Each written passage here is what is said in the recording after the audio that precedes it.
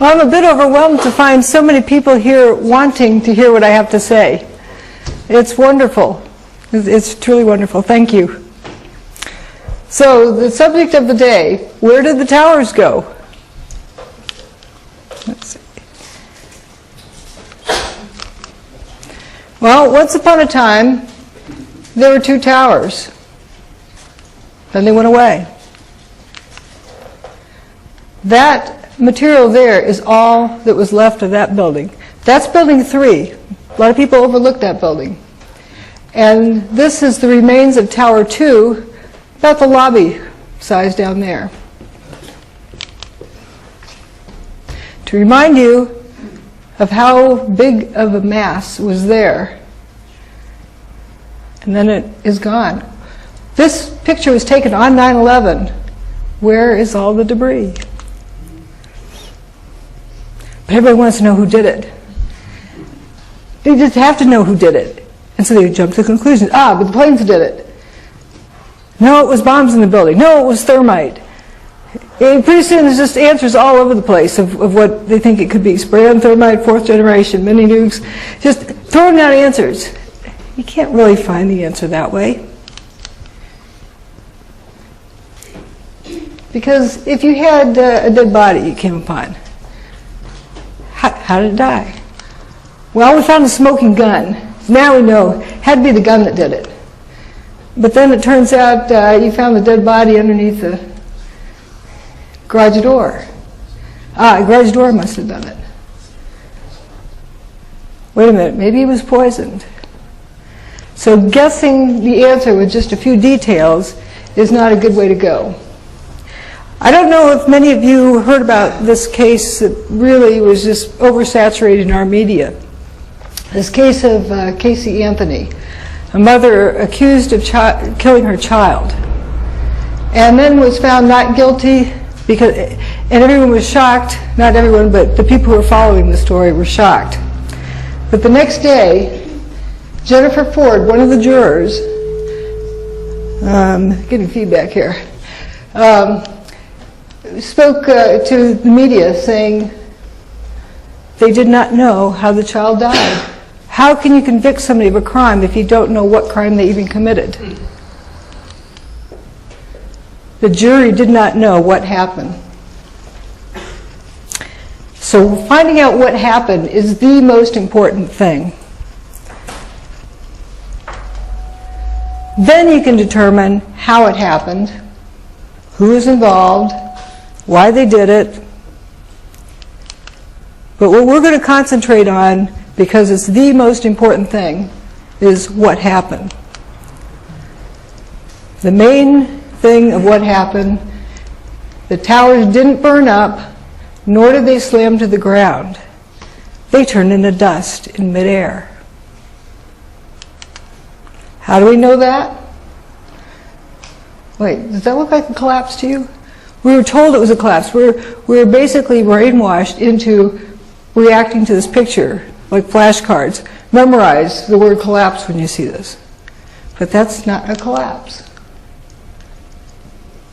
If they had hit the ground, if they had slammed into the ground, there would be over 1 million tons of debris piled up on the ground. But that didn't happen. If they had slammed to the ground, Manhattan would have been flooded because the bathtub, which holds out the Hudson River, would have been ruptured. We'll talk about the bathtub a little bit more. That didn't happen. And if they'd slammed to the ground, the seismic readings would have recorded 2 500,000-ton buildings slamming to the ground, plus a 230,000-ton building slamming to the ground. And that didn't happen. So we first are going to determine what happened by looking at these 3 main areas, and then there's a whole host of other areas we'll look at as well. So here we have what was left after the towers went away. Only buildings with a WTC prefix were destroyed that day. Really hardly anything else was even scratched. A few damaging things here and there, but nothing catastrophic that couldn't be repaired. That's all that was left of the north tower.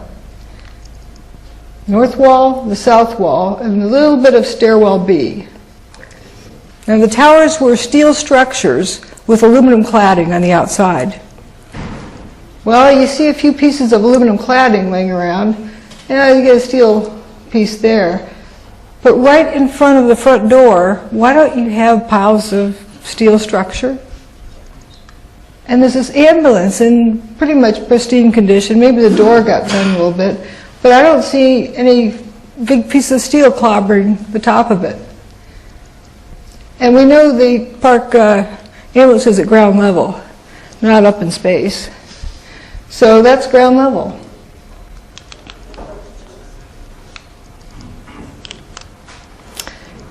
Here's a newscast from the 24 hours later. Down in Lower Manhattan today, George. I don't know if you heard a little earlier me raise this question, which was actually raised by ABC's Jackie Judd as we look at these areas down below, and the video of where the towers used to stand and where is all the rubble gone. And have you been able to, is there any way you can answer that question? I'm sorry, Peter, I didn't get the question. Okay, I apologize. Jackie Judd and several other people keep asking us, when you look at where the towers used to stand, there is surprisingly so little rubble. Where did all the rubble go? It's a very good question, Peter, and I have asked some people who've been doing some of the rescue and recovery work this morning. If you look behind me, you can see the very remains, the skeletal remains of the World Trade Center. And one volunteer, Robert Gerlinski, explained to me the reason there's so little rubble is that all of it simply fell down into the ground and was pulverized, evaporated.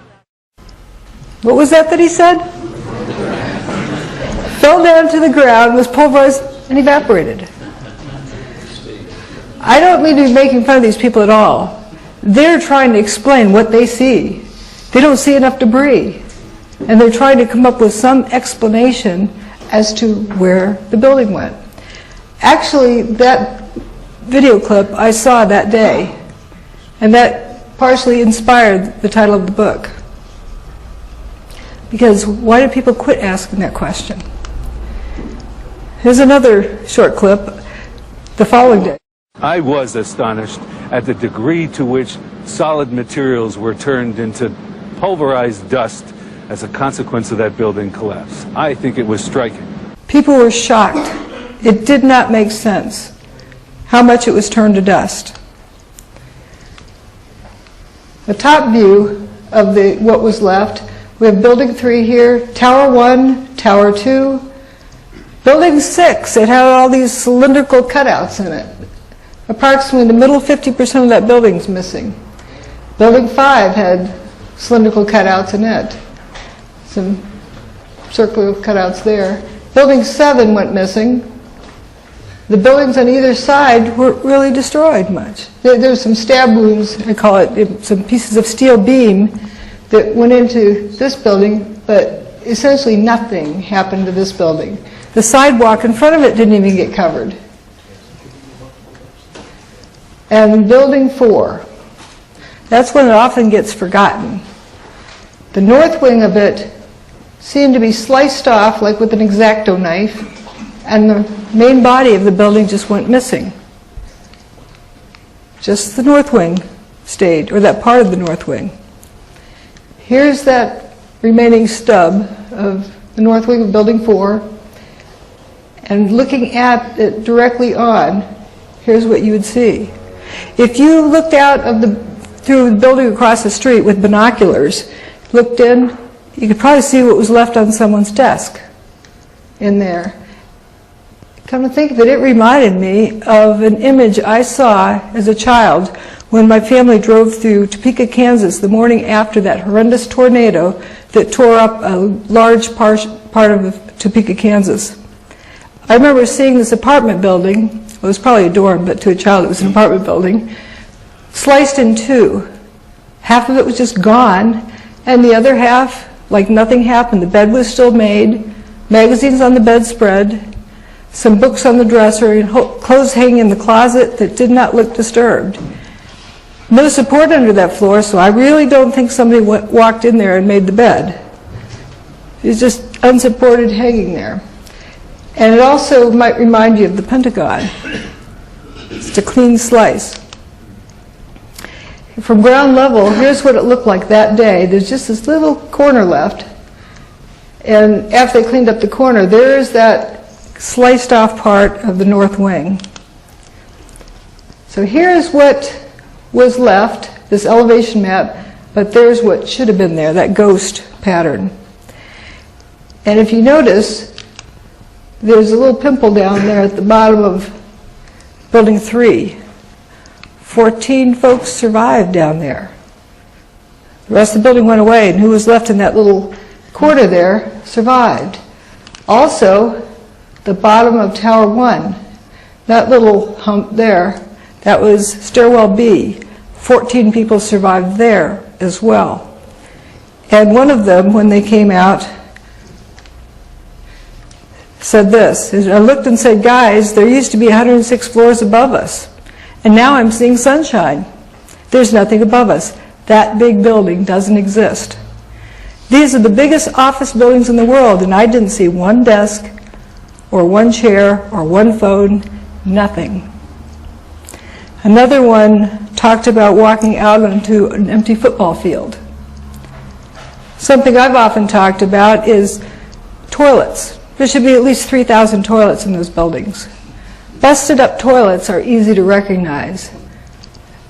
Recognizable parts. So you have all this gray dust, you should have some nice shiny sections of porcelain, assuming that is what they used. But you didn't see any. Not one bit. Again, here's the cutout part of Building 6 and those other cylindrical holes. We're going to concentrate on the main body of Building 4 for a minute, because it's fascinating the way it just went missing. Here's an actual photograph of that area. There's that tiny little corner, but the rest of it just went missing. There's a Burger King across the street. They were still flipping burgers over there, feeding the firefighters. The irony is just amazing. And right across the street from there, there's round holes in those windows. We'll see the pictures later. A rock goes through a window, it breaks the window, or a baseball goes through the window, it shatters the window. Doesn't make a perfectly round hole. Again, this is the elevation map. And right there, I found a picture just below ground, from the mall. There was a mall, the first level below ground. And then 2 more stories below that was the loading docks. And we'll also look at that. It was this shape, the drive in here, and it was color-coded. This area is purple to let the driver know he's under Building 5, and it was green under Building 4, so they would know where to park. And we're going to look down this way and see this intact end of that parking garage. Here they are walking 1 story below ground. This is innovation luggage, and this is Hallmark cards. They a little bit punched through over here, but it didn't go much below this level. This is down in the parking garage. Going down to the parking garage. We're in quite deep. These are the first pictures of search crews underneath the World Trade Center, desperately looking for survivors. That wasn't necessarily this area, but you hear that echo? Someone down there? You know, the echoes. That wasn't even a full parking garage. That echo was tremendous. So again, the purple is under Building 5, green is under Building 4. Right above the end of that hallway is where that building went missing. Where'd it go? Mind you, that was also the location where the top of Tower 2 was tipping over and then it turned to dust. That's where it would have fallen. If the top 35 floors of Tower 2 had fallen to the ground, landed on Building 4, would it have looked like that? Now we're looking back from between Building 4 and 5 through the complex. There's Stairwell B where those folks survived, those 14 people who thought that when the building came apart, they thought they were so buried it would be forever till they could get to them and they'd be dead before workers could pull the rubble off of them. But then the dust cleared and they looked up at blue sky. There would be over 1 million tons of debris piled on the ground if those towers had slammed to the ground. Didn't happen. Looking from 180 degrees on the other side, again, here's Stairwell B, the north and south facade. Where's the debris? There is some, okay, you get a few pieces of stuff here and there, but it's not anywhere near the amount to explain 2 110-story buildings and a 22-story building. Where to go?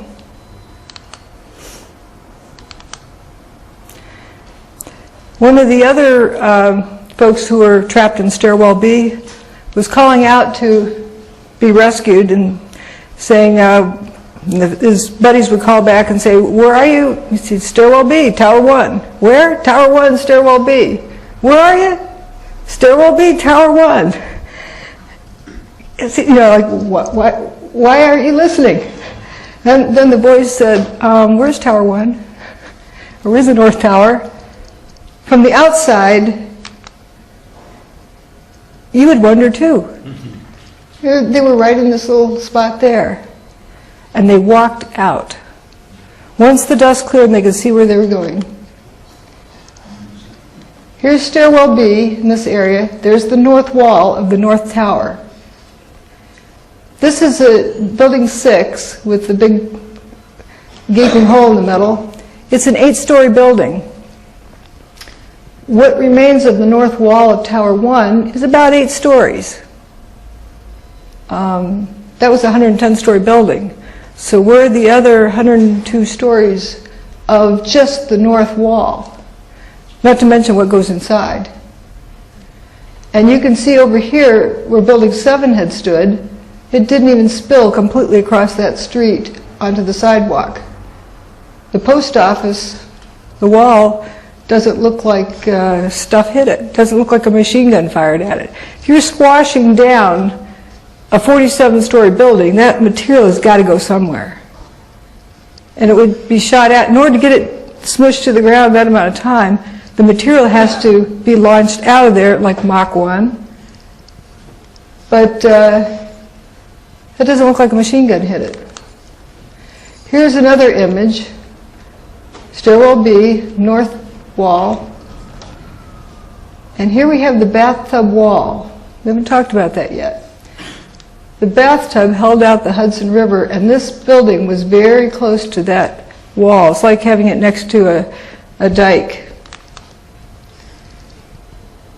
If that building had slammed to the ground, it would have damaged that bathtub, ruptured it, and flooded Manhattan. Well, let's talk about what the bathtub is. Before, when the towers were first built, there was just the towers out there. They were built on bedrock 70 feet below the water table.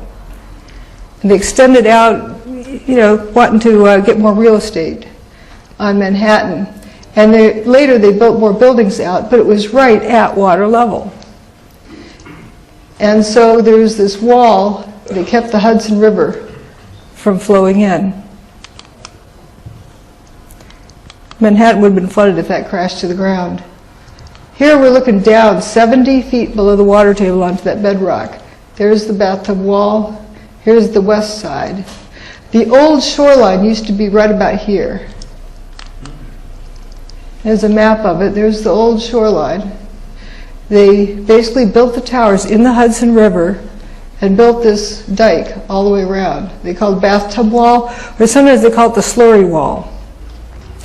In the early 1900s, as you can see, 1909, They finished the PATH train station, and the subway would go underneath the Hudson River, came up, turned around there, and went back out. When they built the towers, they relocated inside this bathtub. And then you had the intersection with the subways that went around Manhattan. This is all below the water table. So if you broke that bathtub wall, subways would be flooded, all of lower Manhattan would really be destroyed. Another image of it, and they're starting to build out and extend out here, which they later did and built the WFC buildings. And again, you can see down deep into the basement.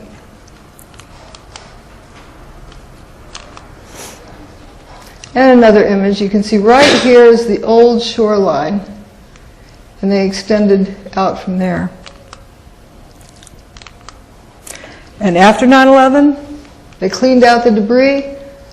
Voila, a clean bathtub.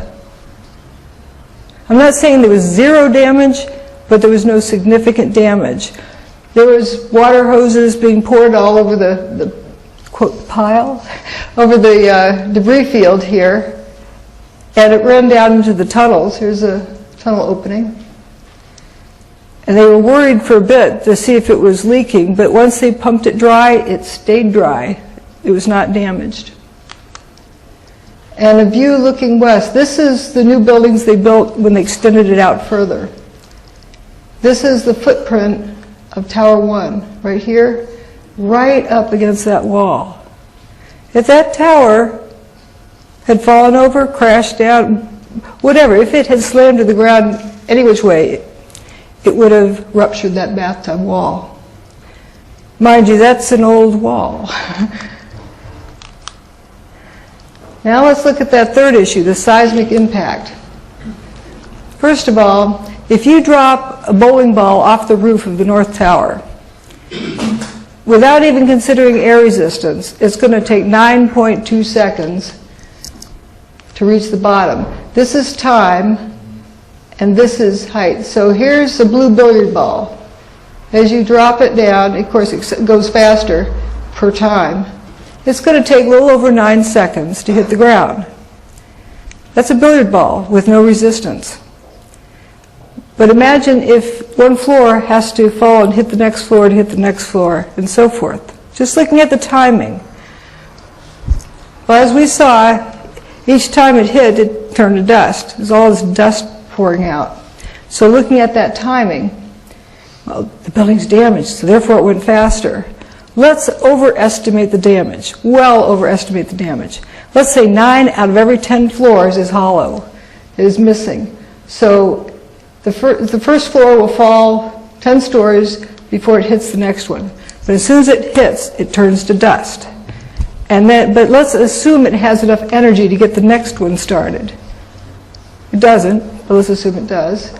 Then that one has to wait until the blue ball gets there to start that one going. And even at that, it's over 30 seconds. Imagine if it was every single floor, well over 100 seconds. But it takes time to put things in a trash compactor. Trash compactors don't work instantly to squash material.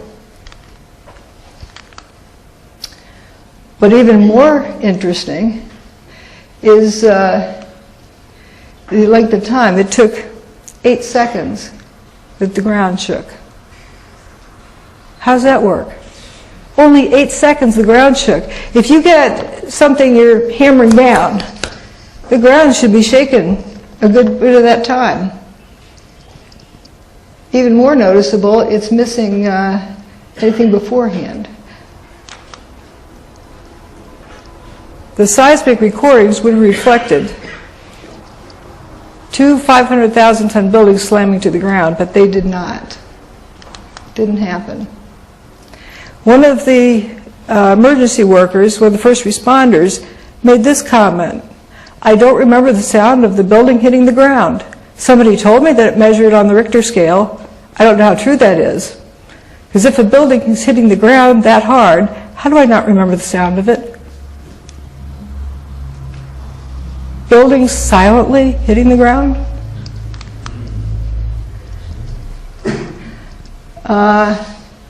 I guess this part of the building doesn't make a thud when it hits. The building is completely turned to dust or near completely turned to dust. It's not going to make a thud. It comes down like snow.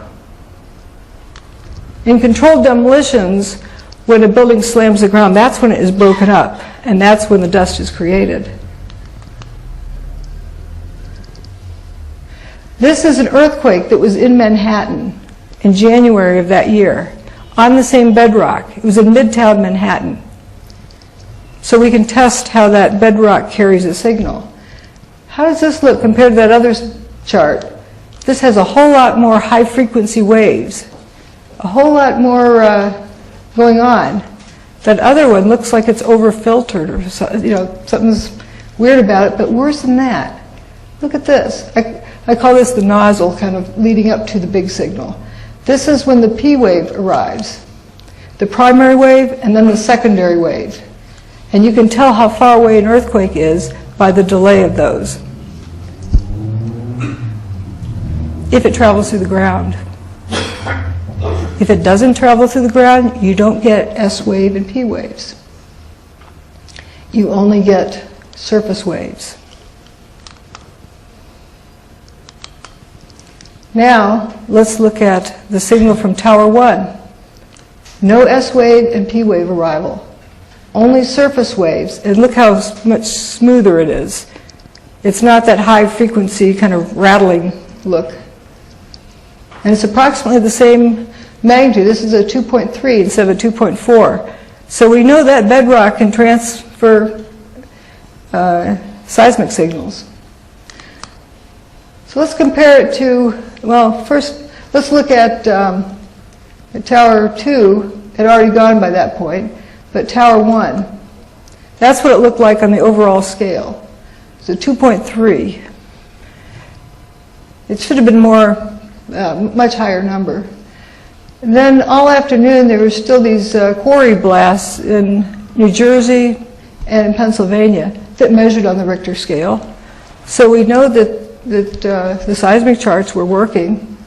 And then the Fox Islands, there was an earthquake there. But just before that earthquake, Building 7 went away, dropped and turned to dust, its final demise. But what was most striking about that is that little red vertical line, that's when it happened. And there's nothing really that stands out and apart from background noise. Where's the signal for Building 7? It should be at least this. The Seattle King Dome was a controlled demolition. So let's analyze that. It's got a whole lot of data out there. There's a reason why I used it. Notice that the dust doesn't rise much above the highest point of the building. And afterwards, there's stuff left over. These are people down here, these little specks. So that's a lot of material that's left, and you can recognize what it used to be. And this is the signal it leaves. Notice it has an S wave and a P wave arrival. And it lasts like 52 seconds for the majority of it. If you dropped a bowling ball off the roof of the King Dome, it would take about 3.9 seconds to hit the pavement below. It's a lot shorter. So we're just going to use that for a way to compare the length of signals. So let's average it to 4 seconds. But the major part of the ground shaking was 9 seconds. There's a lot more that shook after that, as the pile was probably readjusting and things were happening. And what was also interesting is the Seattle Times said, my gosh, the dust was in the air for almost 20 minutes. Not 99 days. Here's the seismic signals from 5 different recording stations for Building 7. If you're real creative, you can pick out something from background noise, but not much. This station, nobody could pick anything out from background noise. Now, they calculated when the S and P waves were to arrive. They calculated that, but you don't see anything happening there. Just a hint of some disturbance in the surface wave. But again, this station They couldn't even guess. Now, this building has 6 times, or had 6 times the potential energy of the King Dome.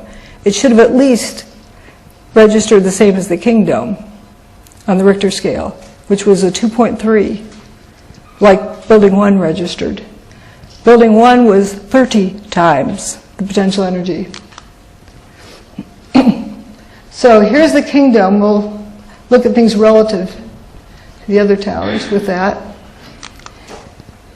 If you turned all but the bottom 20 stories to dust of Tower 1, you would get approximately that seismic signal that we saw. Not without the S&P wave, but the magnitude.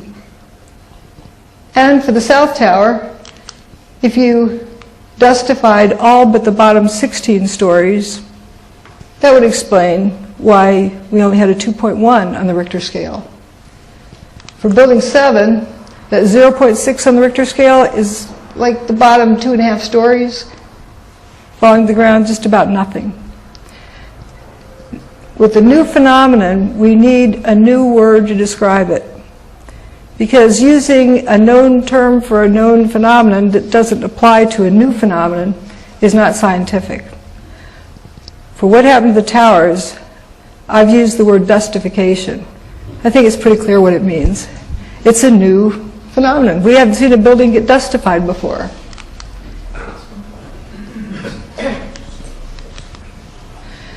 So if we're, just pretend for argument's sake, a collapse of some sort, whether it's, pancake collapse, whatnot. Bombs have to shoot stuff out at a high speed. The point is, if this building is to get to the ground in 9 seconds, the material in this region has to go somewhere, has to shoot out at a tremendous speed. As it turns out, around Mach 1, depends on if you use 8 seconds of the ground shook, or 9 seconds we calculate it would take. That's what the two differences are. If it was the 8 seconds, somewhere around this level, it would exceed Mach 1, the average speed the stuff would have to shoot out of the building at. Up here, just right at the top of the building, it would already be exceeding Category 5 hurricane strength, the air pushing out of the building. And the center air traveling out would exceed Mach 2.5, somewhere near the bottom. So with this stuff, like somebody's Coke can on the windowsill, it's going to get launched at a tremendous speed and hit all of the adjacent buildings. It would be like a machine gun fire. That didn't happen. Only one explanation I can think of would explain that. The building turned to dust. Another interesting phenomenon, this is Building 2 being turned to dust. The top tips over, shrinks up before the rest starts down. It even looks like this is tipping over and then tips back a little bit. Many folks have probably seen that video. It looks like it violates the laws of conservation of momentum, but it doesn't necessarily. It does for a rigid body, but it's not a rigid body anymore. If the thing starts rotating and appears to stop rotating, but each of the little specks in it are rotating locally, it can maintain conservation of momentum, not break the laws of physics. So it implies that the top was turned to dust. And sure enough, I mean, the rest of the building's still standing here, but this turns to dust first. Which adds to another question. If before the tower gets destroyed, you have the same stress across here. If it tips, you have less stress on this back corner. You've unloaded the building. This building here is used to carrying a bunch of weight on it, and you've taken that weight off. Why is it going to collapse? Now, I've called this phenomenon Alka-Seltzer. An Alka-Seltzer tablet, take it out of the package and it's dry, and it'll stay looking the same, won't really change much, until you change its environment. If you drop it in a glass of water, it effervesces and dissolves if you change its environment. This is steel. Steel usually doesn't have dust shooting out the back of it. Perhaps its environment changed. And I'll point out, these are the pieces of aluminum cladding. They don't look as affected. But this steel, I call these wheat checks. One of the photographers called it that, and they look like wheat checks. What, you call them shreddies here? Yeah. They're 3 columns wide, 3 stories tall. They're prefabricated at the shop and then hauled out to the building and put in place, prefabricated. So when the building came apart, it fell apart into those prefabricated chunks. So here's a wheat checks falling to the ground. Turns out it never reached the ground. Turned to dust first. Here's a slow motion image of these pieces coming down. And a little bit into it, you'll see a piece falling down this corner in front of it. That's the corner of Vesey Street and West Street.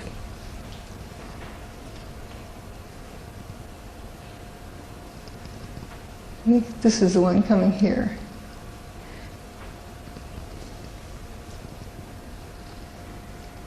Yeah, you see this like a stick. Keep watching it.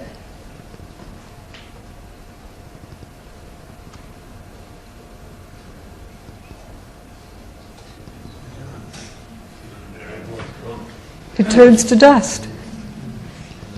In a minute, we're going to look down that intersection where this stuff should have landed. I have a faster one of this, but notice how all this is trailing dust. That's not from a dirty windowsill. Here's the faster one. It'll play a few times. You also see things squirting out as it moves down. But this piece is quite interesting how it turns dust.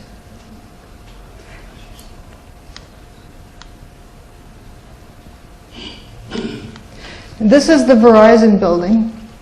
And we're looking at the intersection. There's West Street goes that way and Vesey Street goes this other way.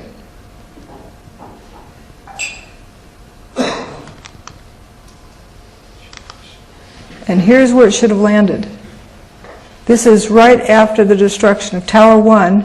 These people were in their hiding places, apparently, and they've come out of their hiding places. Look at the body language. Hands at the side, hands on the hips, arms folded, arms at the sides.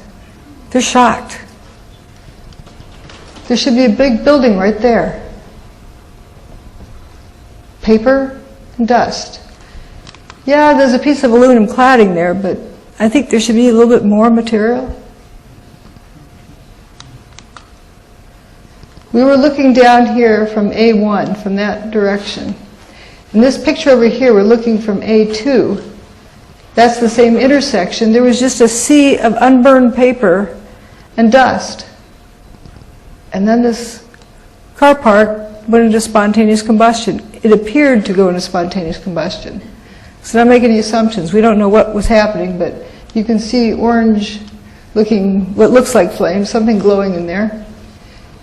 Now we're going to look from B1 and B2 positions as well as from C at what's referred to as the spire.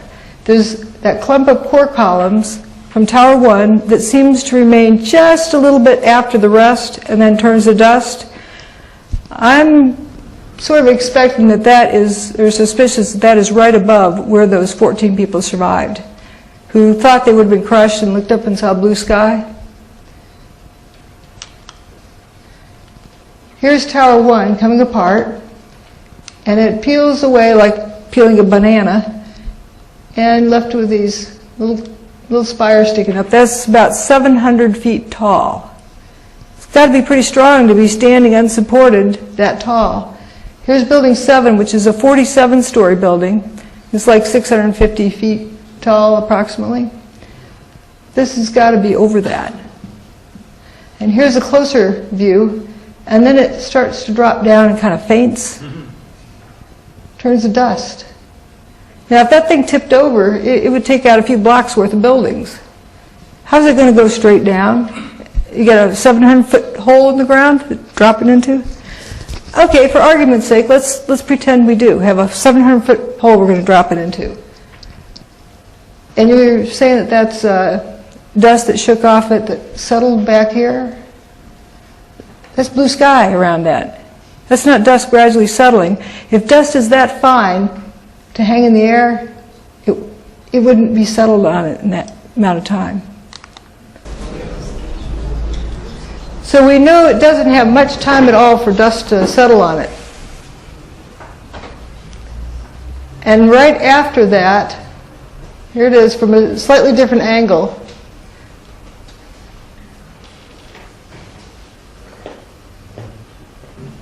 It'll just faint.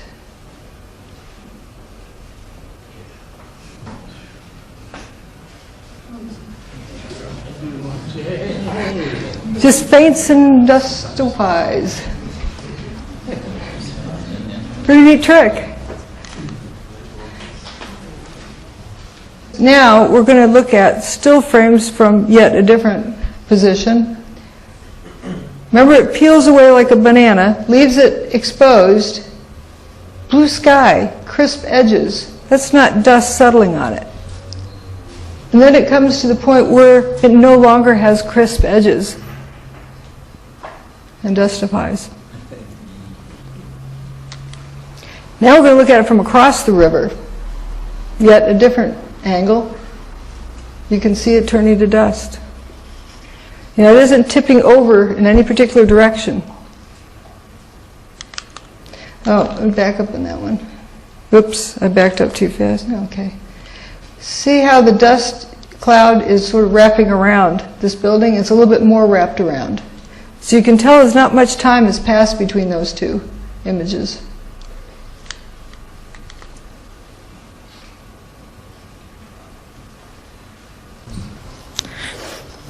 Another one of my terms is lather. Like lather in a shower, but you're not going to confuse that with what happened on 9/11. But it's a familiar word. It's a lot easier to remember than characteristic 2579-7A. So it's actually more scientific than an arbitrary term like that because you can identify it. Didn't it look like that Alka-Seltzer effect that was lather kind of pouring out? Well, it turns out the building's lathered up too. From ground to roof, one side and one side only.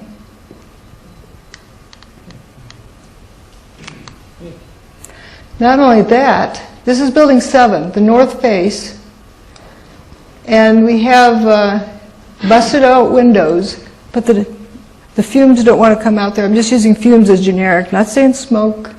We don't know what this is, but from ground to roof. And the wind that day was only like 7, 8 or 8 miles per hour. So it wasn't a stiff breeze, and you can see that by some wafting out this face. No, go low to the corner. Doesn't come out this window. Comes out that one, but comes out this one down here, but not up there. It's very energized. If it was smoke from a fire inside, first of all, it wouldn't come out of the entire face of the building. And second of all, you have a bottleneck there. It goes for the path of least resistance. And you would have something coming out there. Go low to the corner. It's not pushing out, it's being sucked out, it looks like. We don't need to know what caused it to just be able to observe what's happening. That does not look like a fire pouring out a window. And that poured out of the building all afternoon for 7 hours. That's a lot of material. Maybe that has to do with why it didn't make a thud when it hit the ground. So we're going to talk about the dust rollout. It's another interesting issue. It's guy's running down the street, dust cloud chasing him. A wall of dust. A wall of dust? If junk slammed to the ground, the dust rolls out from the ground. It doesn't come as a wall. Now, I saw this, it kind of made me think of getting the whole building, grinding it up and turning it into dust within some like glass walls. So you have all this froth in there, and then you take away the sideboards and let it just move outward. Like it was already turned to dust before it was cut loose. And as it went down the street, it ran over people, didn't leave them burned, just left them covered with dust. This one is particularly interesting, the contrast. White head. But these people were hit with dust, like you can see where his tie had been. The dust rolled a particular distance and then went up. Bob and Bree were in that apartment there, and it was wonderful of them to have shared their video. They took a video of this dust cloud rolling out. It didn't quite touch their window and went up. Never touched their window, like within an inch or two. It was amazing.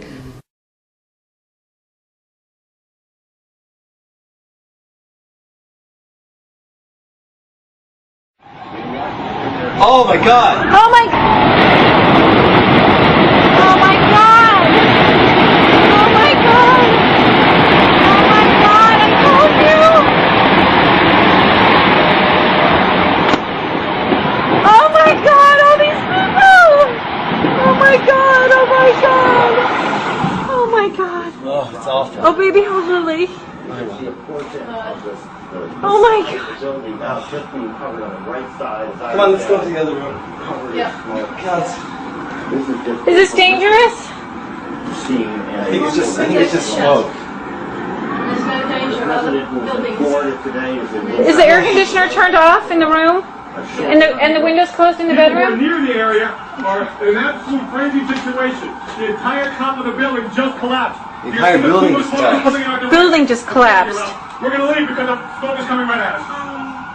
Obviously, this is a devastating development in our district. They're gone. The World Trade Center is no more. We do not know at this point the extent of injuries or casualties, how many people were in these buildings trying to get out. We've seen some gut wrenching. Oh, people are running away. They're running away. Hanging out of windows. What are they going to do? You guys got to run away. You see the obvious. Look at the plume. All right, let's go to ABC News right now. I think it's going to be blown away from us. No, it's the wind is being blown away. Horrific, incredible, not to be believed. Tuesday morning, you are looking at live pictures of the World Trade Center where just a few minutes ago, within the last minute actually, the second Twin Tower collapsed.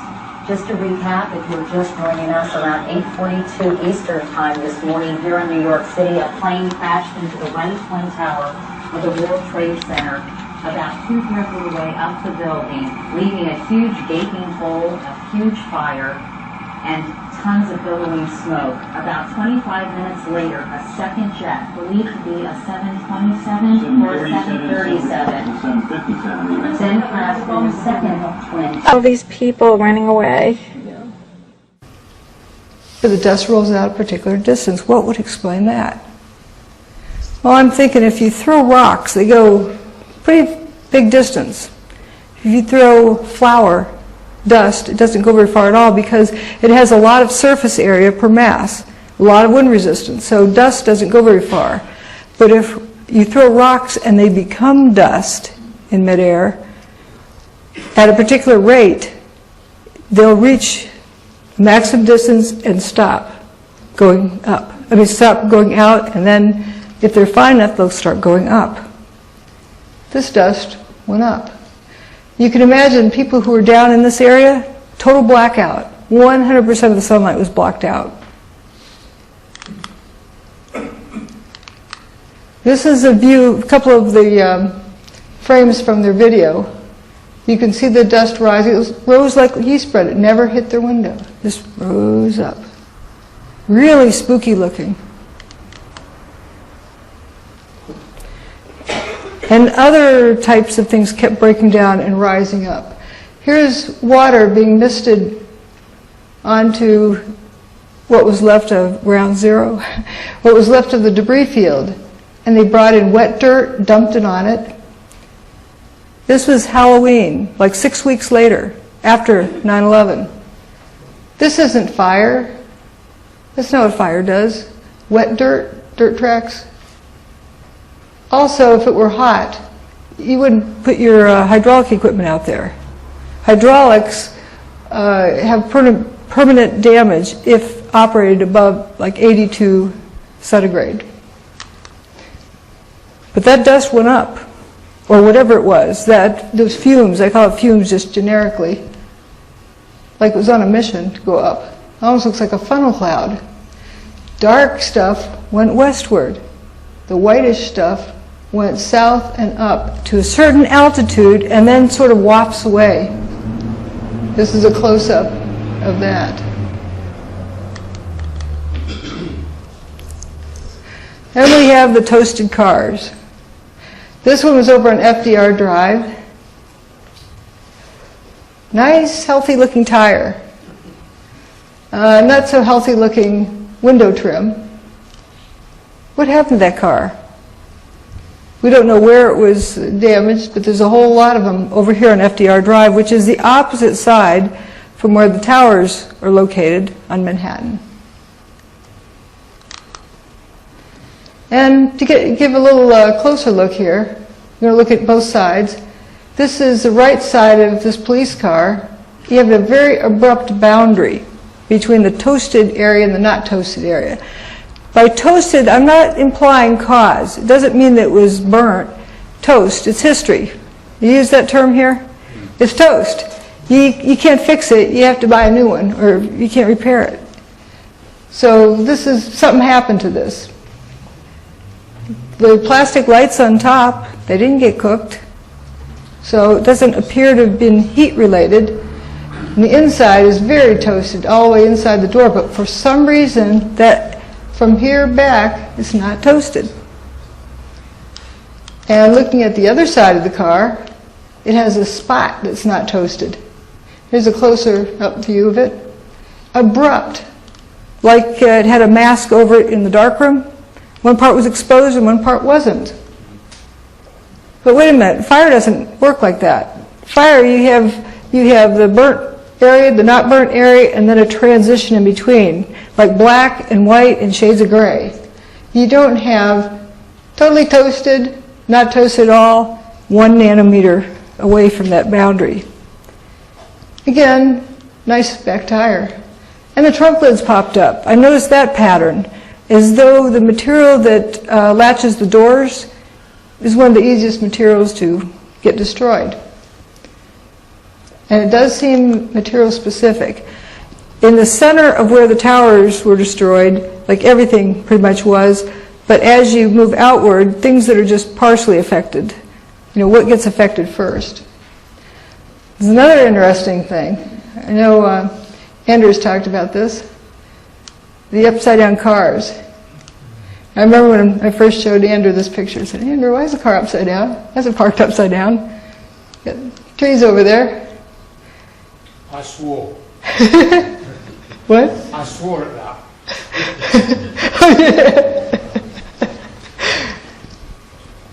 And this police car here, but notice the upside down ones aren't as toasted on the bottom. It's like they either get toasted or they get flipped. You get some interesting tires sticking up in the air there, like it did a face plant in the street. And here's that night.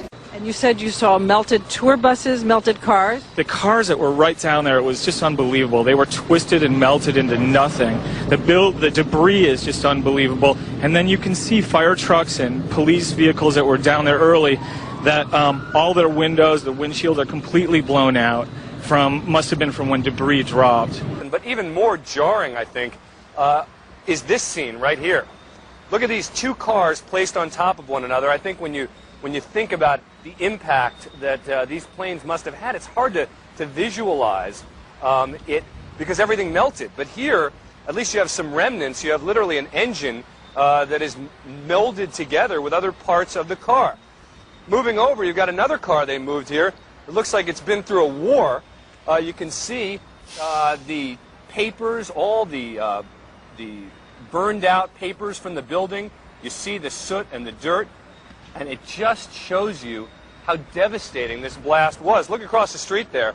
You've got a Con Ed truck that, you know, some of the Con Ed people now looking at, examining, trying to figure out which truck that actually was. But that truck, too, in terrible shape.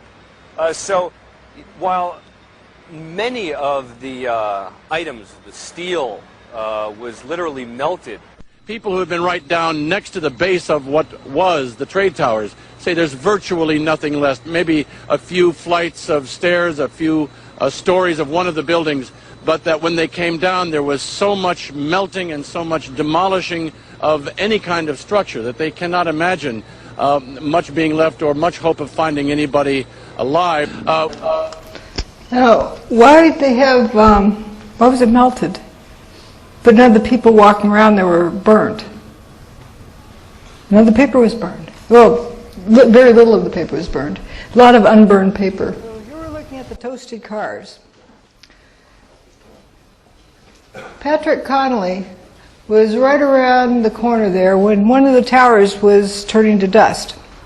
He had to head for cover, and he managed to get inside that door. This is building 7. He went in there and started to go down to the bomb shelter in the basement and said, something's not right here. The bomb shelter was destroyed down in the basement. So he came out, couldn't really see where he was going, and starts heading up the road. And as he was heading up the road, making his way, thank goodness those cars went into spontaneous combustion, because then he had light and could see where he was going. It was total blackout. Notice the unburned paper all over the place. Here's where the towers were, FDR Drive. That's West Broadway. I sometimes refer to it as the swamp because it kind of looked like a swamp. With all the wet paper, you know, fire hoses on the paper and dust and junk. Only the cars there were toasted. That's the toasted car park. FDR Drive. Now some folks believe that the cars were towed there. Well, not all of them were towed there. I don't know if any were, but I know some were not. There's a first responder down here who witnessed the spontaneous combustion of these cars, and like George Stephanopoulos' friend, was trying to explain it away and thought maybe a fireball got loose from one of the towers and rolled down the street and caught the cars on fire. That was the best he could come up with.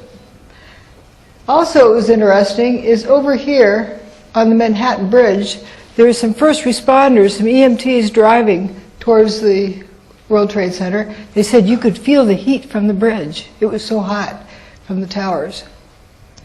But paper over here was not burned. How could you feel heat from there? I'll bet you felt something and interpreted as heat. Some kind of energy field. Because that's quite a distance away.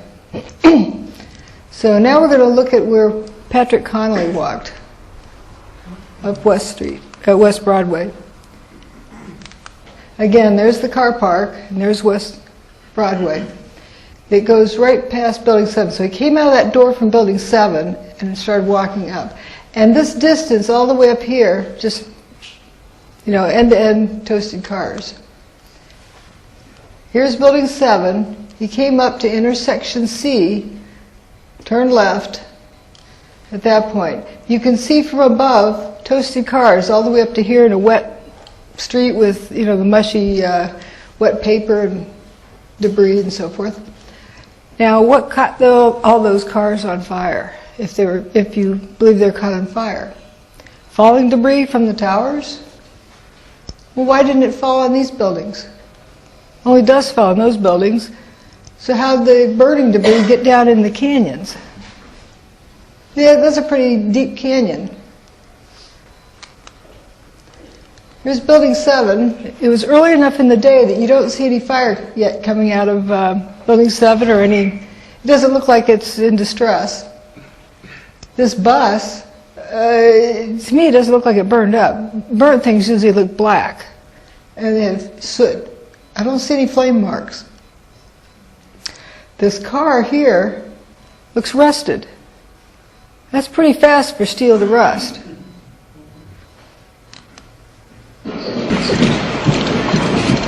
This is West Broadway.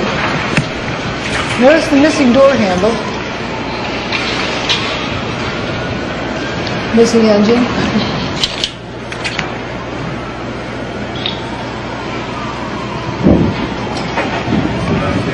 Go, let's go. Go. 3, 2. Oh, man. More debris falling from a nearby building, the World Trade Center. We're at West Broadway and Barclay. Very difficult to breathe here, but look around. This must have been ground zero where this thing blew up. Car after car after car. Buses completely obliterated and burned straight down to the steel. Behind me. That engine block? Wait, what? Why would it be gone? That hood. Oops, there we go. So this is more of that same street. Missing door handles. Another one looks like the engine, something happened to it. Engine compartment. Rusty car.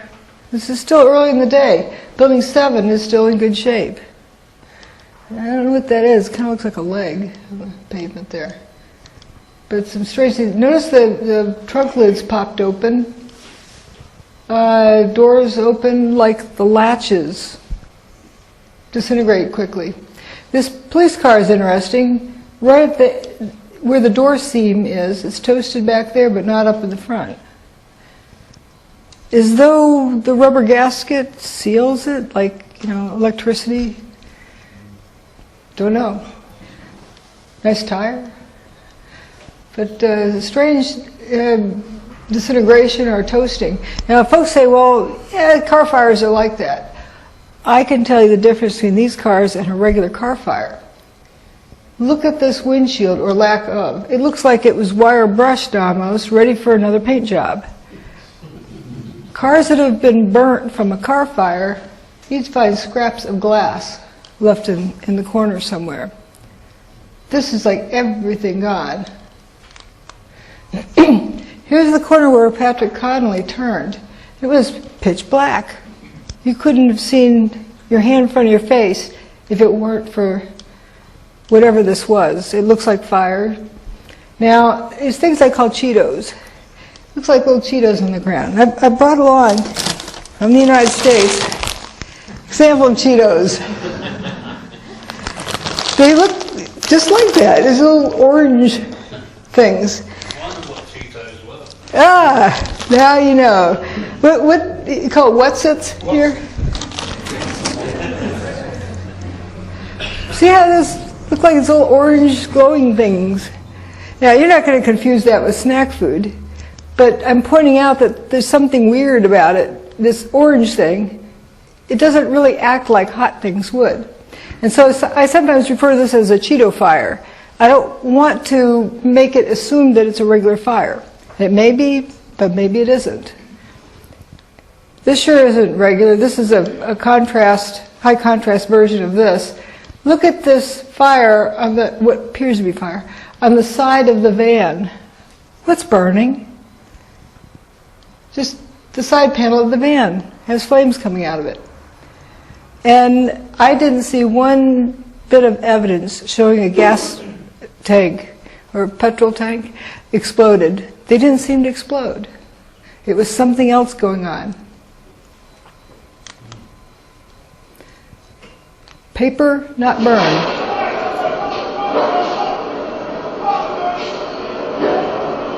Doo-doo-doo.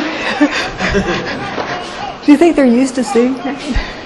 There's in some of the transcripts, they're saying, well, we're waiting for so-and-so, so we just start putting out car fires. What else is there to do? But it was also interesting that some of them said initially the water had no effect on these fires. Hot things glow, but not everything that glows is hot. Yes, hot things do glow, but just because it's glowing doesn't mean it's hot. I don't know if you have fireflies here. Yes, they glow. They glow probably from a chemical type thing. Also, these are, I guess, incandescent bulbs, but there's also fluorescent bulbs. They produce heat from different mechanisms. Fluorescent bulb, you wouldn't want to unscrew it while it's hot. Fluorescent bulb, no problem. So it's a different mechanism. Thinking about that, all right, you have what appears to be unburned paper, something glowing. And someone in the truther movement would often say, see, molten metal. Wait a minute, molten metal from heat? Oh, why isn't the paper burning? You got these orange Cheetos over here. And sometimes you have Cheetos sitting on paper, paper's not burning. That doesn't make sense. Another big thing with this is that this is aluminum cladding from the buildings. Pure aluminum melts at about 660 Fahrenheit. Centigrade. It's lower, slightly lower if it's an alloy. So no more than 660 centigrade, probably 600 centigrade is the melting temperature of the aluminum cladding, somewhere in the low 600s. To get this much, white hot, yellow hot, it's got to be like 1100 centigrade. Houston, we have a problem. Why isn't this drooped over? Aluminum glows, but when it's a puddle. Here's a close-up view of this corner. It kind of looks like the aluminum is even glowing. But if this is white-hot fire down here, that aluminum would be melted. So it appears that it's glowing for a reason other than heat. Now, fluorescent bulbs, kind of a use of plasma instead of resistance heating for the incandescent bulb. If this debris field were hot, would you put an oxygen hose over it? And would you be standing at the other end with a cutting torch? That's suicide, kaboom, but nobody blew up. So this is not from heat. What is this? These guys, if this was hot, it'd be like standing on your backyard grill. And they'd be like, grilled cheese sandwich. But they look like they're alive and well. So I wouldn't say that's hot. A lot of people have seen this image saying, it's proof of heat. Because somebody has this picture and labeled these points. On this picture that was partly a combination between NASA, USGS, and Jet Propulsion Lab. One took a picture, one added something else, and so maybe something got lost along the way, or maybe it's correct data but misinterpreted as thermal heat. This might be something else, some other interesting energy signal. So this point E, they say it's 819 Fahrenheit. Here's 819 Fahrenheit. See, the little lump there is building 3, or the remains of it. Here's building 3. There's a lake there. A water main broke, filled the street with water. And this guy's even walking around in knee-deep water. He doesn't look like a boiled chicken. Water boils at 212 Fahrenheit. So that's not hot. Or it's not water. Again, this is the swamp, West Broadway. Lots of unburned paper. Bushy trees. Full foliage. Not burned. The buildings are not burned. Traffic lights, potted in the ground, are not burned or melted. This guy's engine had better days. Rear end here is kind of on the ground. So for several blocks, all the cars were toasted. No trees toasted, no buildings toasted, no signposts toasted. Do you see a pattern? Cars are up on rubber tires. They're insulated from the ground. Things that go into the ground are grounded. Maybe that has something to do with it. This is during the cleanup. You'll see spontaneous combustion over there.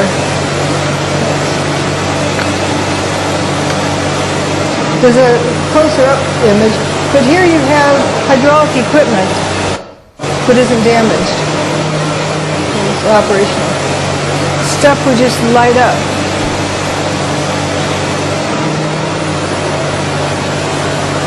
People who say this is fire burning for 99 days, well, it's not hot fire. You know, that equipment, again, hydraulics are permanently damaged if operated over 82 degrees centigrade, about 180 Fahrenheit.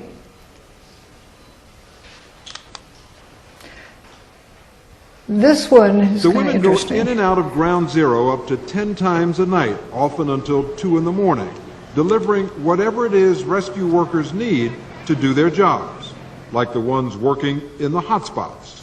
Steel-toed boots is one of the biggest things. Steel-toed boots? Steel-toed boots. Out still on the rubble, it's still, I believe, 1,100 degrees. The guys' boots just melt within a few hours, and they're burning their feet. The guy's boots melt in a few hours. We have no reports of burned feet. Yet this statement was repeated over and over again. I don't blame these gals at all. They're trying to explain something. Boots are apparently disintegrating, and they need to be replaced for some reason. But if it was 1,100 degrees and these guys are walking around in boots that are melting, we should at least have a few reports of burned feet. As I like to say, if my steel oven is melting, the turkey inside is more than well done. Yet this was repeated, kind of like the buildings evaporated line. People don't realize that they hear something and they repeat it over and over again.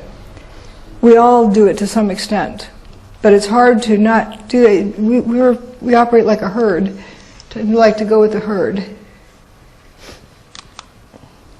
Rudy Giuliani also had made an interesting statement.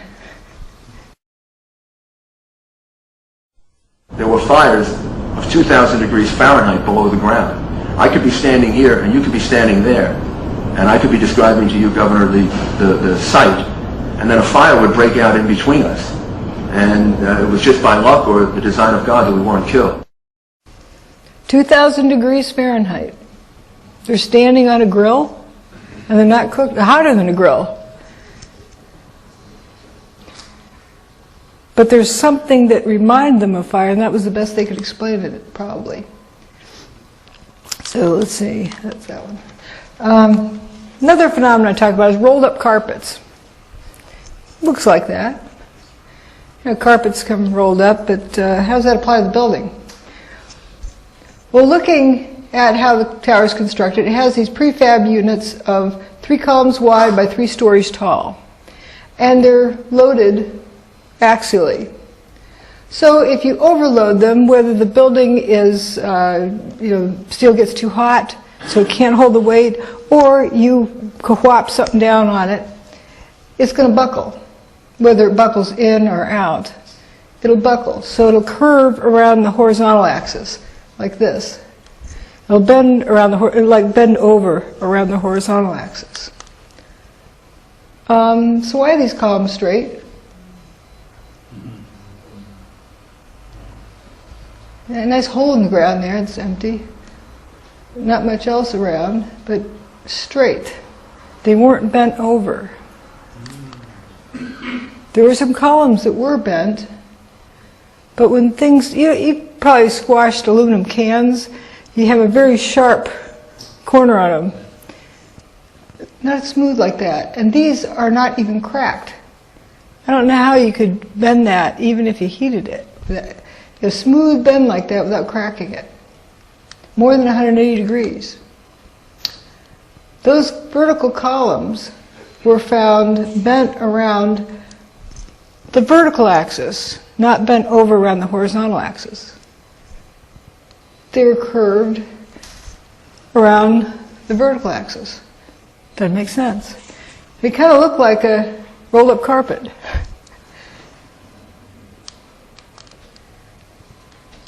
Straight columns, but they're curled around the vertical axis. And that sure doesn't look like a buckled column. It looks more like a piece of lasagna noodle. Some I-beams also curled around the vertical axis. Instead of, if you overloaded something, it would sag like that. So what explains this? And a smooth curvature. Here's some columns of wheat checks falling down, a section of them. This is down where building 3 is. This is tower 2 coming apart. This is higher up because you don't see building 3 yet. So this chunk here, as it falls, notice this zone here.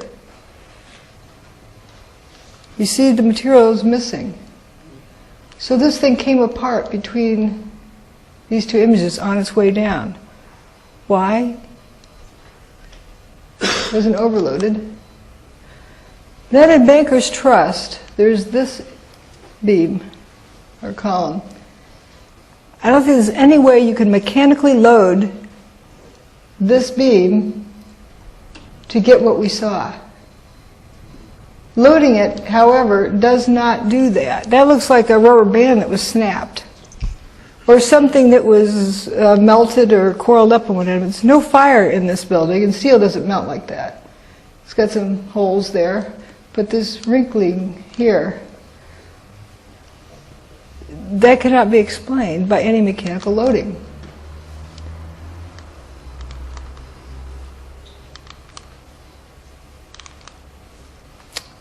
Proof of concept. Something caused this. I can't tell you what caused this because I'm not the one who ran the equipment, but I can show you something that can replicate all of the effects we've seen. Here's these columns we saw at the World Trade Center. This is what someone has done in their lab. This metal is not kinked, not buckled, smooth curvature. This is solid copper, about 2.5 inches in diameter, and this is solid molybdenum.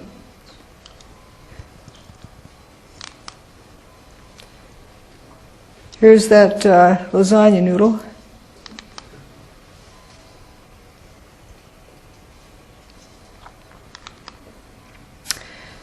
Now we have WFC1.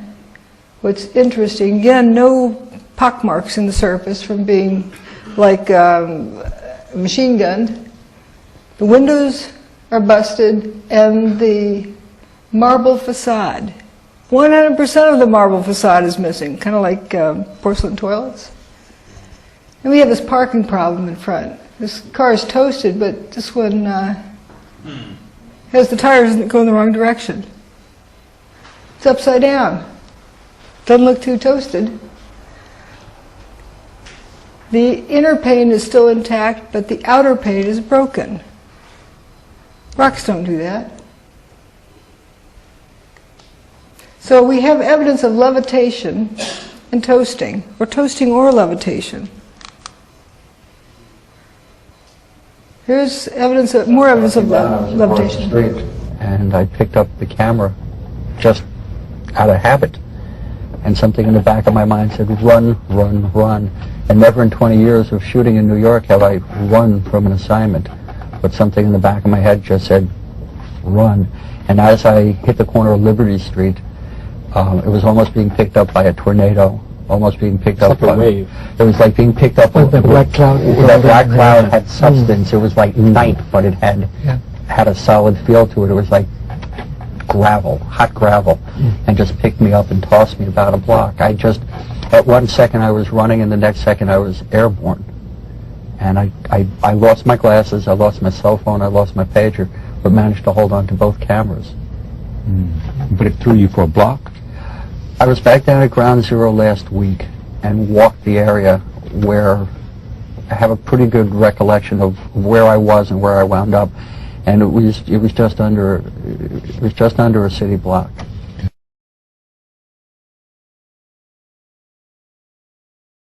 There was this blast of warm air. It wasn't hot. It was warm.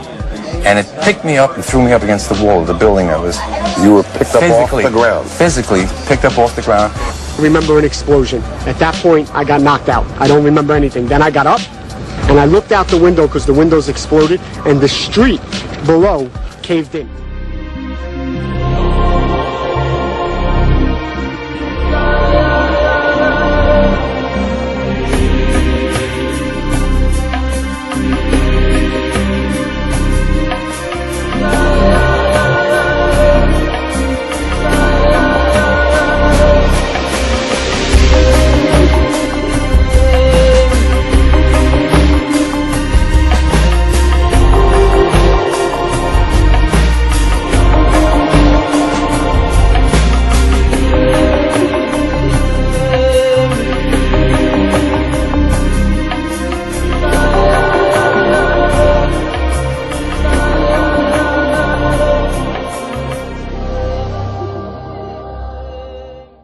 There was an EMT who was carried down some stairs.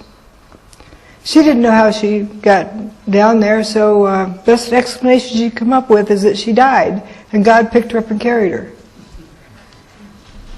She floated down the stairs. Also, those first responders who were in the bottom stairwell of stairwell B of Tower 1, while the tower was coming apart, they talked about having been floated up and down the stairs. They thought maybe they were being tossed, but they were going from the 3rd floor to the 4th floor to the 3rd floor.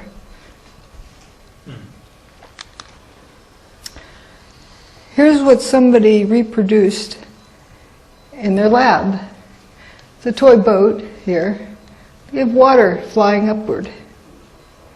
Now, folks often say this guy is a hoax. He films everything upside down in a box. How do you do that with water? Can you hold the water to a box with a magnet? This water is wafting upward. That's just a taste. We'll come back to that. Let's look at the weather that day. It's a high-pressure system moving eastward that they showed on the Fox News. They also showed on CBS, weather over Manhattan as nice as can be. Kind of interesting. Then we have Geraldo Rivera a year ago. He knows about all the hurricanes. For the past 40 years, he's celebrating of doing the news. They're reminiscing all the various hurricanes along the way. And this was just a year ago. He said this. Morning. You know, people ask me why I have been so attracted over the years to hurricane coverage, but there's risk involved. There is, you know, the peril of not knowing what's going to happen, that adventure, and it's pitting yourself against an enemy. It's like war, only no one is shooting at you specifically. That's what the allure, but there is nary a storm that I am not, the juices don't flow, and you look and check it out. And remember that? When that? Oh. I watched that live. And maybe a store on YouTube. You know, you got to get up close and personal.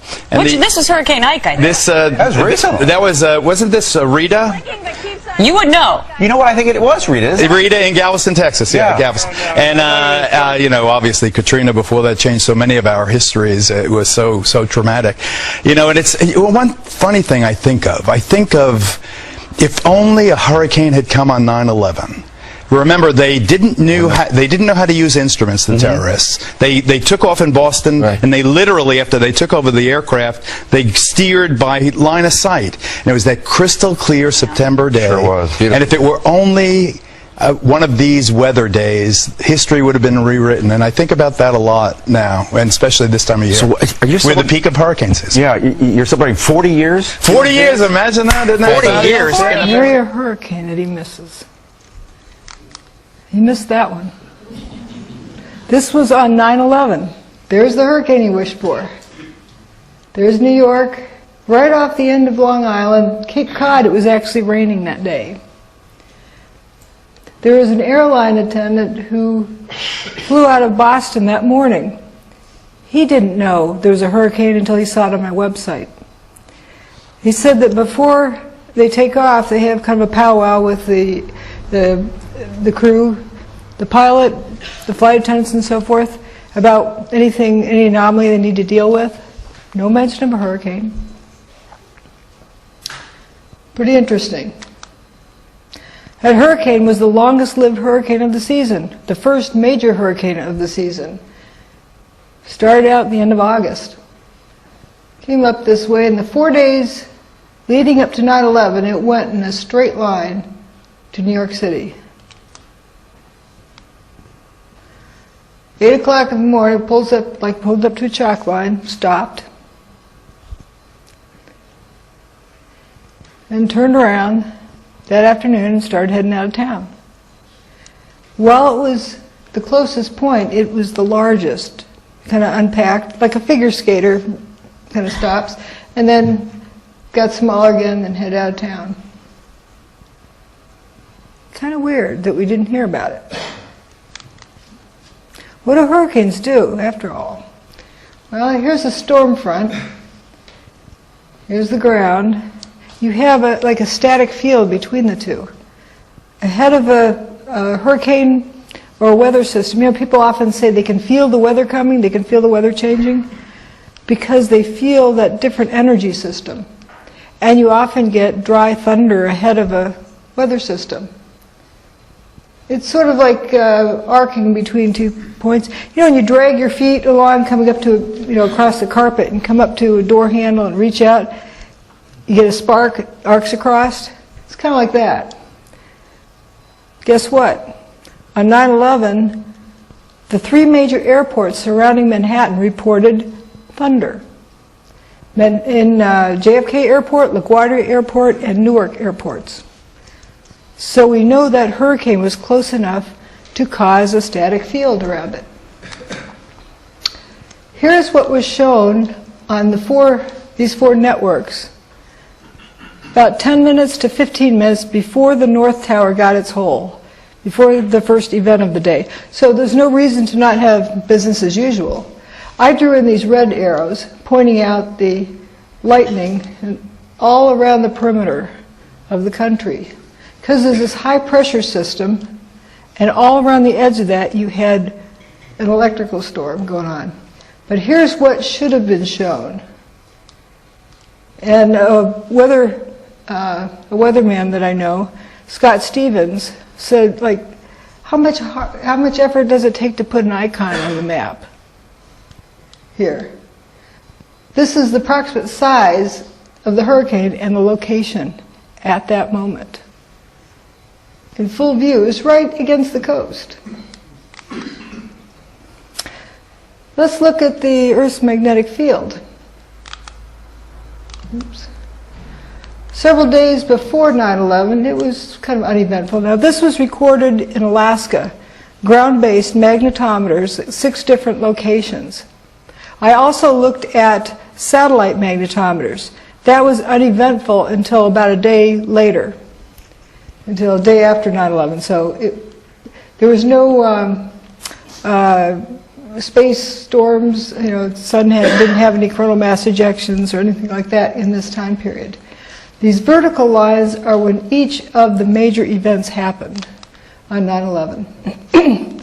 WTC-1 first gets its hole, and then WTC-2 gets its hole. WTC-2 goes poof, 1 goes poof, and then Building 7 goes poof.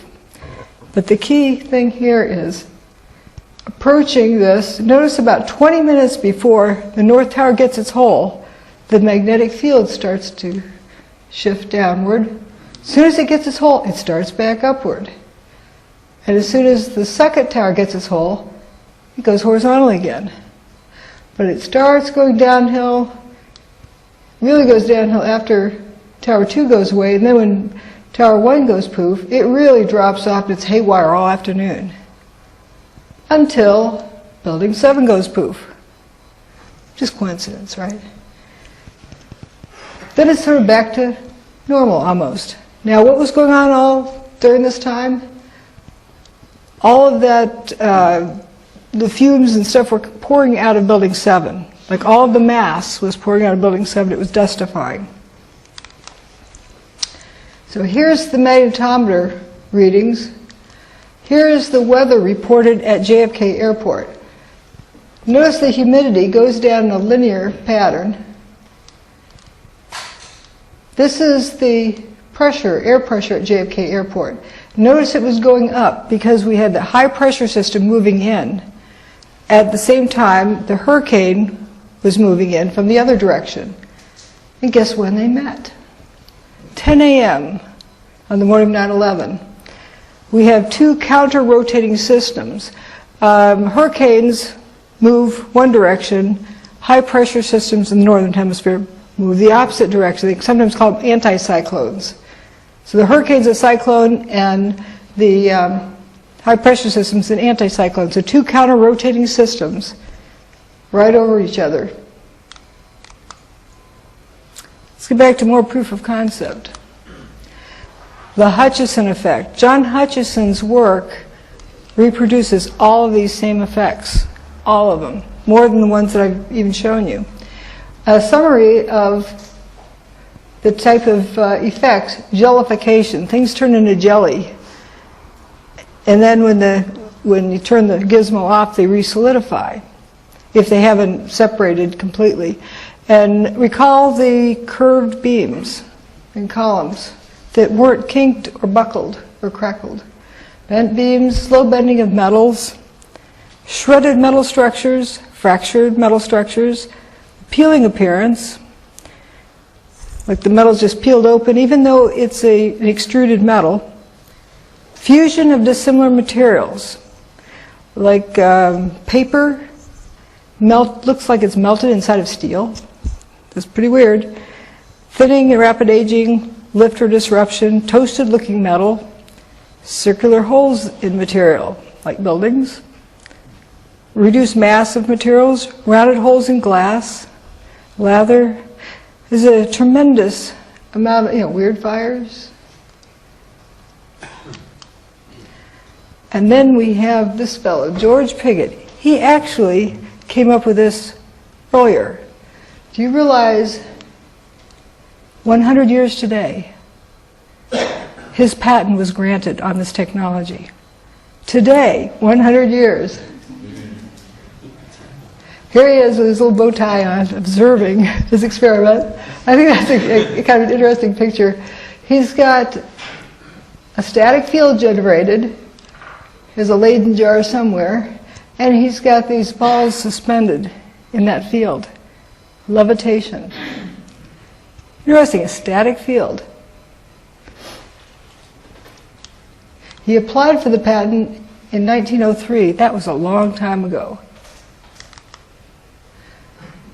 Thomas Townsend Brown did a lot of work on anti-gravity. Ed Leedskalnin built Coral Castle in Florida. He's said to have been about 100 pounds, but he'd lift 15-ton stones. Somehow. Here's part of Coral Castle. Here's the Great Pyramid. John Hutchison. Now, notice this person is standing at the base, about a little over one stone, maybe almost two of these stones tall, a little less. About the same height as that doorway in Coral Castle.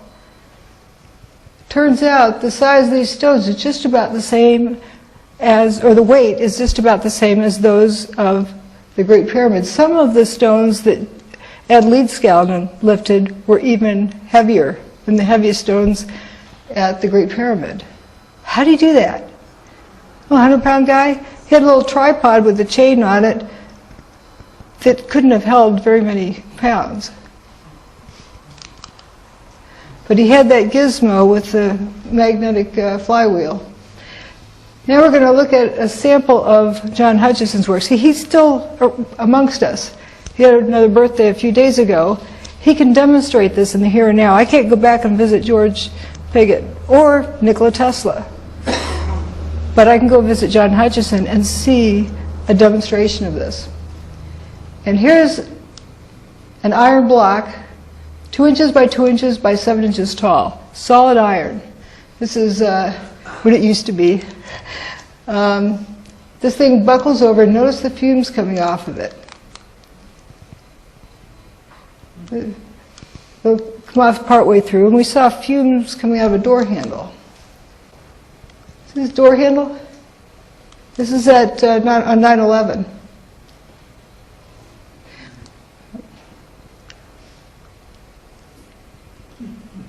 The fumes.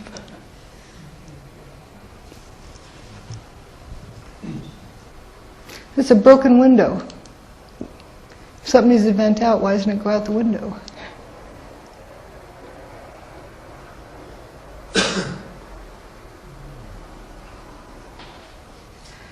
And John Hutchison's samples are a little bit cooler than ambient temperature after he's finished with them. It's not hot. Kind of reminds you of these, what look to be fires, the Cheeto fires and Cheetos in the ground. They're orange, they're glowing, not necessarily hot. John has a boat, toy boat in the water. Notice when he turns the power off, you can see when it's going because the water jumps up. The boat goes into spontaneous combustion.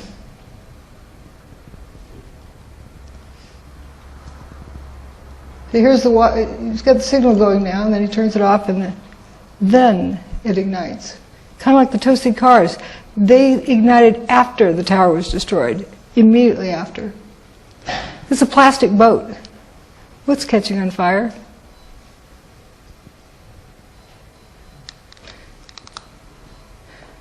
This thing's kind of interesting. A solid piece of steel. Jelly.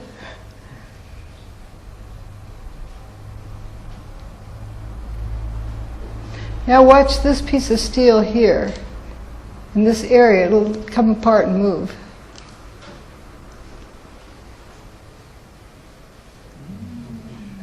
He plugs this into a regular wall outlet.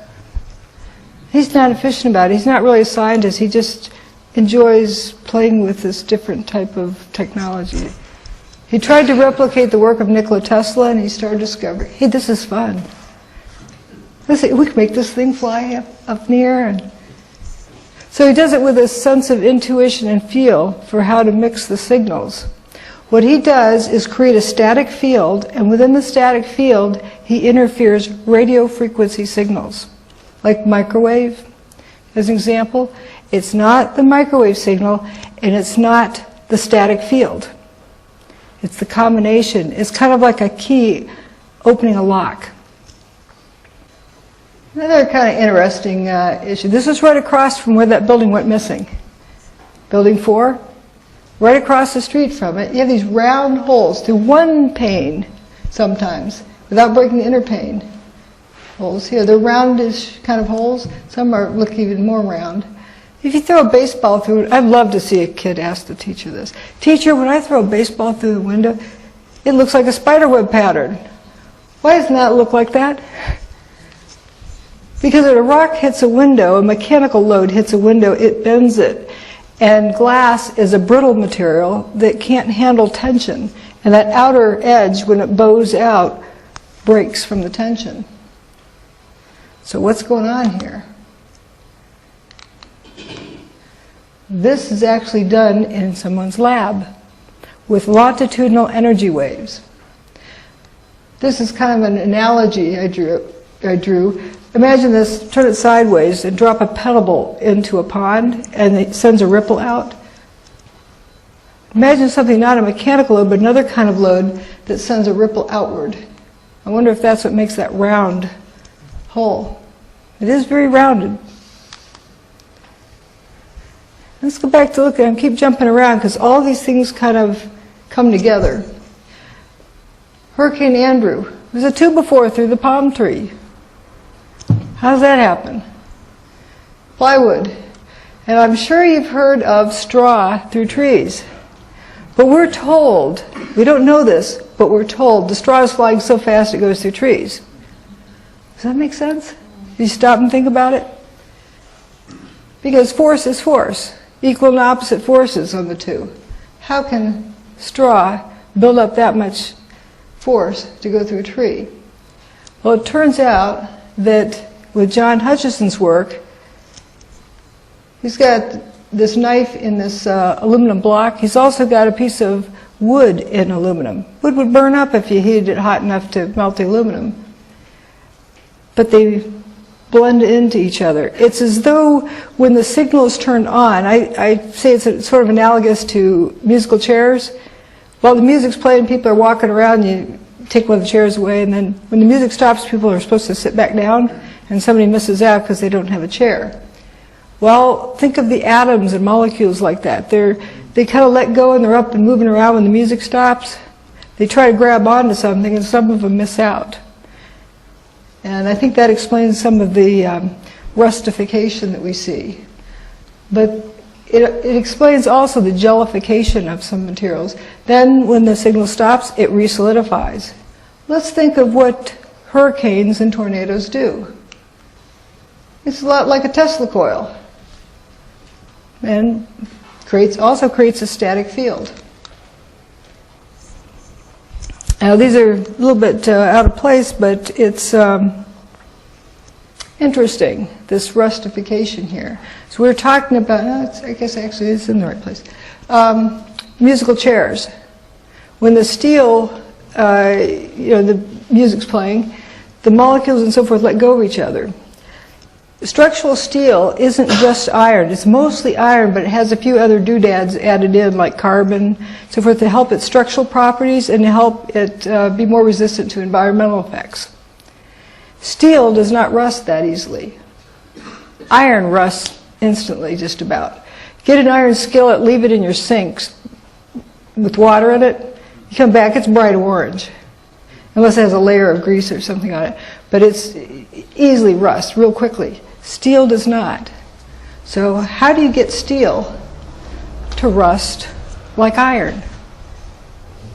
Let's say it was the musical chairs type of analogy was going on, and the stuff was floating around so much it didn't quite grab back in with the carbon atoms and so forth, and it's turned into pure iron on the surface. Then it would rust like that. This is Banker's Trust. Banker's Trust was damaged. Didn't have a fire in it. It was right across the street from Building 2. And they decided to repair it afterwards. They repaired it, and then they started taking it apart, dismantling it. And they took it down floor by floor, and they got down to that area where they had repaired it. And this was that region. That's where all the rust is. Pretty weird. That looks like it's been at the bottom of the ocean for 100 years. So for those who need to compare ideas, what I present is not a theory. I present evidence, and I have evidence of something that can mimic all the effects. I'm not saying it is that. I think the only person who knows is who pushed the button that day, or who held the gun to their head to make them do it. But what we see is how we could replicate all of the effects. Now, these are the bits of evidence that we have. These are the theories or speculations or hypotheses. They can't produce any of these effects. Matter of fact, to the contrary. You put a bomb in the basement, you break the bathtub. Bombs are hot. If you break the bathtub and water rushes in, you have a steam explosion. You also have a seismic signal with the big bomb in the basement. If you cut the building up for controlled demolition and drop it to the ground, you'd have a pile of rubble left. It just goes on and on. None of these things can explain any of those. So, where did the towers go? Gone with the wind.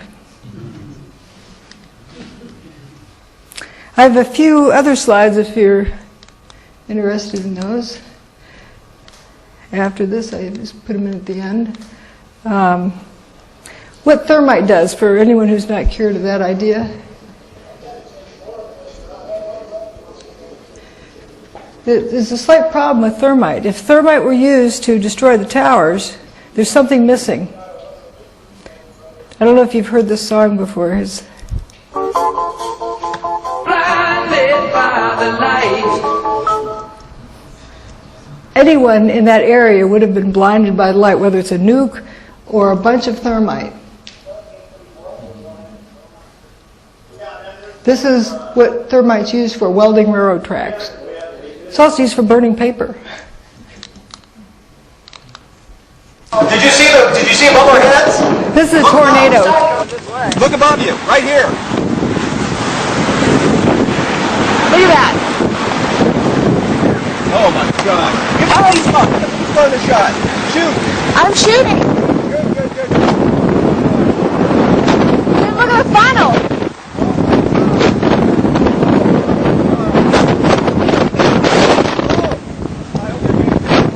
Oh my God, look at the funnel. This is incredible. We're backing up.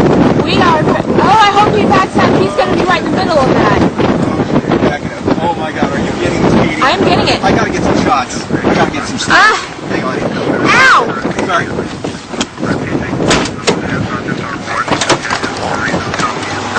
Look at this, baby. Look at this. Tell me what it's doing. Folks think of tornadoes as being like a vortex, that, like a toilet draining that comes down from the sky.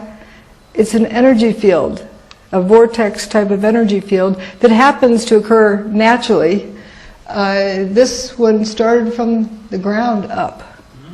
It's a potential between the clouds and the ground. It turns out that there's a whole lot of similarities between this and what happened in 9/11. People talk about anti-gravity.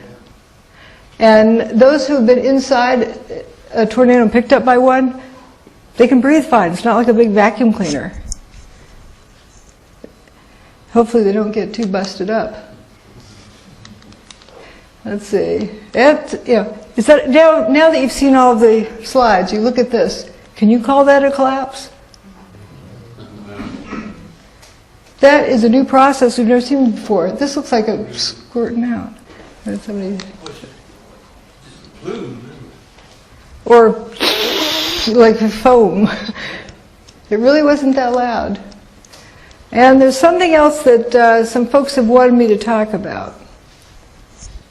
Here's the hole in the North Tower. The plane-shaped hole. It's a hole. I don't go into why it's there, what caused it. But what I will say is this little slot here, airplane wings can't do that. But up here at the 105th floor, notice that fellow. We're going to take a closer look. We heard about all these jumpers. There he is there. These guys over here, some of them have their shirt off, some have their pants off. Does that make sense if it's hot? Would they do it because of a bomb in the building? Would they do it because of fire? Why would they do that? And this fellow looks like he's taking his pants off. This is the 105th floor. Okay, if he needs to take his pants off, for some bizarre reason, we don't need to solve that for this question, why doesn't he just step inside? Smoke, you say? Well, he could hold his breath, step inside, take the pants off, and get back out. So why doesn't he do that? Why does he have to take his pants off while dangling from the 105th floor by like one hand and 1 foot? And the firefighters on the ground, those poor guys, that must have been utter torment. They've been trained to save lives, and there was nothing they could do. They had to watch. There's one fellow that they talked about having to watch because he wanted to go out and start catching people. Feeling helpless, I think, is about the worst human emotion there is. And they've been trained to save lives. And several of the fellows said that there's like 5 a minute, 4 a minute, 3 a minute out of each face of the building. Let's estimate 3 a minute out of each face of the building the whole time. That's 4, 3 a minute, 4 faces, that's 12 a minute. The building was standing for 100 minutes, that's 1,200 people. Left the North Tower, approximately. And there was 343 firefighters that were killed in the basement. Add those together, that's 1,543. Guess how many separate people were identified? Just under 1,600. So it's approximately the number of people who left the building. What happened to people in the building? Probably the same as the rest. Now, what would cause you to do this? These people want to live, or else they wouldn't still be hanging on. And the firefighters had never seen people jump like this before. Maybe they'd seen, in all their 20 years on the force, seen one jumper from a building, and that was like the 3rd story. Nothing like this. Something different was going on. So if I'm up there and the building's on fire, I'm going to go to the bathroom as fast as I can before we lose water pressure and get myself wet. I'd be wet. Maybe if I had some extra clothing, soak that down, wrap it around my head, and head for the door, head for the stairs. If the sprinklers came on, I'd be wet. If the sprinklers didn't come on, it was hot in there, I'd be wet. So it's a good chance these people are wet. Now, they have a lot of motivation to take their clothes off, because firefighters wear extra clothes to protect them from fires. They don't fight fires in the nude. So there's something else going on there too. That isn't because they're hot. You know, when you put, this is just an example, not meant to imply that's exactly what it was, but when you put food on a paper plate in the oven, in the microwave oven, the chicken on the plate cooks, but the paper plate doesn't, if it doesn't have water molecules in it. If it's wet, then it heats up. Water molecules are affected more by microwave energy. It's a form of directed energy. Let's say there's some type of energy field within the building, maybe microwave. So if you were wet, or wet clothing, you'd want to get those wet clothes off, or else you'd be feeling like you were being fried. Crowd control, nowadays they have this active denial system that microwaves a crowd, makes them want to just get out of there as fast as they can. So the active denial system, they call it. But really, this behavior seems explainable by some weird energy field within the building, because they're hanging outside the building. Also, they want to take their clothes off outside the building. People hear about thermitic material being found in the dust. What's thermitic material? Well, we have a building that was turned to powder midair. What was the building made out of? It was a steel structure with aluminum cladding. Let's dustify that, turn the building into nanodust. You have aluminum and iron. Iron, that fine, is going to rust immediately. Guess what thermite is? Yeah. This and this. So if we didn't have that in the dust, something more serious would be wrong. People will talk about hearing booms. Remember, hot things glow, but not everything that glows is hot? Bombs go boom, but not everything that goes boom is a bomb. It's a Scott tank. The air tanks the firefighters wore, there were quite a few firefighters who witnessed Scott tanks exploding at ground level that were in fire trucks. So, pretty much ends it.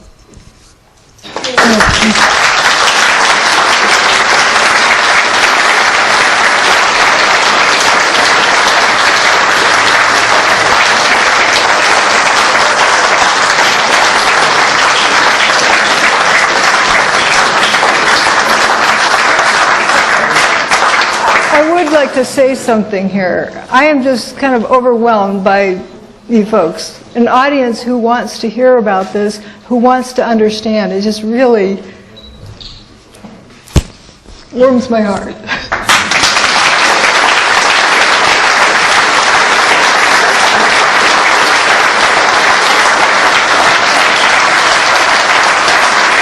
Thank you. Thank you.